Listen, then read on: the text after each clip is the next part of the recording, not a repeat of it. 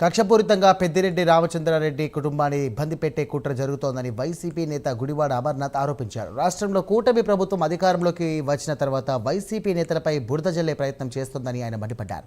నేరస్తులను బయట విడిచిపెట్టి వారి చెప్పిన పేర్లతో సంబంధం లేని వ్యక్తులను జైల్లో పెడుతున్నారని ఆయన మండిపడ్డారు.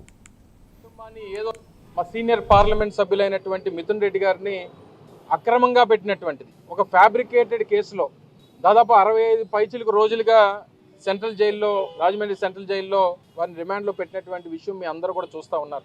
కేవలం కక్షపూరితంగా పెద్దిరెడ్డి రామచంద్రారెడ్డి గారి కుటుంబాన్ని ఏదో రకంగా ఇబ్బంది పెట్టాలనేటువంటి ఉద్దేశంతో చేస్తున్నటువంటి కార్యక్రమంగా కనబడతా ఉంది. ఎవరైతే ఈ ఓరల్గా పలానా వాళ్ళు అని పేరు చెప్పినటువంటి వారేమో బయట ఉన్నారు. ఈరోజు శిక్ష ఏదైతే ఈరోజు రిమాండ్లో ఉన్నటువంటి వారేమో, ఏ తప్పు చేయనటువంటి వారేమో లోపల ఉన్నారు. కేవలం పేర్లు చెప్పినందుకు వారు బయట తిరుగుతూ ఉన్నారు.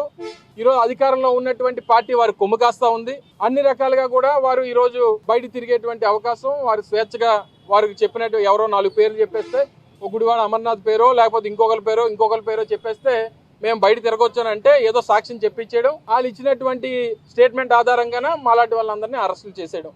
ఇది ఈరోజు రాష్ట్రంలో జరుగుతున్నటువంటి ఒక ప్రక్రియ.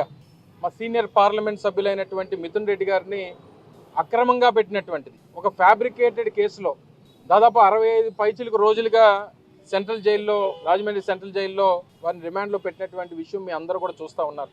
కేవలం కక్షపూరితంగా పెద్దిరెడ్డి రామచంద్రారెడ్డి గారి కుటుంబాన్ని ఏదో రకంగా ఇబ్బంది పెట్టాలనేటువంటి ఉద్దేశంతో చేస్తున్నటువంటి కార్యక్రమంగా కనబడతా ఉంది. ఎవరైతే ఈ ఓరల్గా పలానా వాళ్ళు అని పేరు చెప్పినటువంటి వారేమో బయట ఉన్నారు.